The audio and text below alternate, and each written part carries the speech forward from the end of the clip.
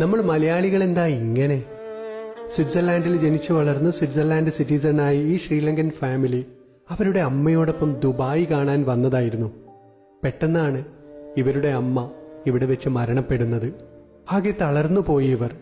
ഈ അമ്മയുടെ ബോഡി നാട്ടിലെത്തിക്കാനായി പിന്നീട് ഇവരുടെ പരിശ്രമം. അമ്മ സ്വിറ്റ്സർലാൻഡ് റെസിഡന്റ് മാത്രമായിരുന്നു. സ്വിറ്റ്സർലാൻഡ് പാസ്പോർട്ട് ഇല്ലാത്തത് കൊണ്ട് തന്നെ കാര്യങ്ങൾ കൂടുതൽ കോംപ്ലിക്കേറ്റഡും ആയി. ഏജൻസികൾ ബോഡി സ്വിറ്റ്സർലാൻഡിൽ എത്തിക്കാൻ ആവശ്യപ്പെട്ടത് 60,000 ദിർഹംസിന്റെ മുകളിലൊക്കെ ആയിരുന്നു. എന്നാൽ ഇത് ദുബായിലെ KMCC പ്രവർത്തകരുടെ അടുത്തെത്തി. പ്രവർത്തകനായ നിസാർ ഖാലിദ് ഇത് ഏറ്റെടുത്ത് ഇവരെ കൂടെ നിർത്തി സഹായം ഉറപ്പാക്കി. നമ്മളിവിടെ ദുബായ് അവരുടെ ചെറിയൊരു ഓഫീസ് ഉണ്ടായിരുന്നു സ്വിറ്റ്സർലാൻഡ് എംബസിന്റെ. അവിടെ പോവുകയും എന്തൊക്കെ പേപ്പർ വേണം എന്നൊക്കെ എനിക്ക് എന്റെ മെയിൽ ID വാങ്ങി എനിക്ക് അയച്ചു തരികയും അതുപോലെ നമ്മൾ ശ്രീലങ്കൻ എംബസിയൊക്കെ അവർ നല്ലോണം ഹെൽപ്പ് ചെയ്തു. അതിന്റെ ഇടയിൽ ശനി ഞായർ വന്നത് കൊണ്ടാണ് ചെറിയൊരു കാലതാമസം, ലീവുള്ള ദിവസം, അങ്ങനെ ഒറ്റ ദിവസം കൊണ്ട് നമുക്ക് എല്ലാ പേപ്പർ വർക്കും ഇവിടുന്ന് കഴിഞ്ഞു. ഇവർ താമസിച്ചുകൊണ്ടിരുന്ന മലയാളിയുടെ ഹോട്ടലും ഇവർ തിരിച്ചു പോകുന്നത് വരെ ഫ്രീ ആയി താമസിക്കാൻ സൗകര്യവും കൊടുത്തു. അങ്ങനെ എല്ലാം കഴിഞ്ഞ് അവർ അമ്മയുമായി ഇന്നിതേ സ്വിറ്റ്സർലാൻഡിലേക്ക് തിരിച്ചിരിക്കുന്നു.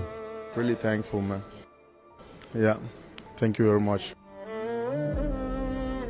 നമ്മൾ ഇങ്ങനെയാണ്. പല രാഷ്ട്രീയ ചേരികളിലുള്ളവരായിരിക്കാം, പല അഭിപ്രായ വ്യത്യാസങ്ങളുള്ളവരായിരിക്കാം. പക്ഷേ ആർക്കെങ്കിലും ഒരു പ്രശ്നം വന്നു കഴിഞ്ഞാൽ നമ്മൾ ഇതൊന്നും നോക്കാതെ ഒത്തൊരുമയോടെ അവരുടെ കൂടെ നിൽക്കും. അത് ലോകത്തിലെ എവിടെയായാലും ശരി. ഈ ഒത്തൊരുമ എന്നും മലയാളികൾക്ക് നിലനിൽക്കട്ടെ.